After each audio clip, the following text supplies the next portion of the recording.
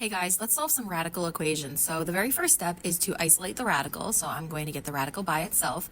And then once I have the radical completely by itself, I have to think of what's the opposite of square rooting? It is squaring. So if I square both sides, my square root, my squared symbol are gone. I'm left with x plus 4 equals 64, which just gives me x equals 60. No big deal, very easy.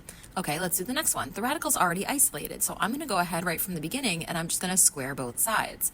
Now when I square both sides here, I end up getting x squared equals 5x plus 6, and this is a polynomial equation. Step 1, set the equation equal to 0.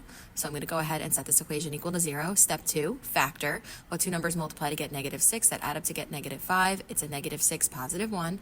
Step 3, set each factor equal to 0. But here's the deal. You have to check these answers, and when I plug in a 6, 5 times 6 is 30, plus 6 is 36, square root of 36 is 6. But when I plug in a negative 1, the square root of anything has to be equal to a non-negative number, and so negative 1's no good, just 6.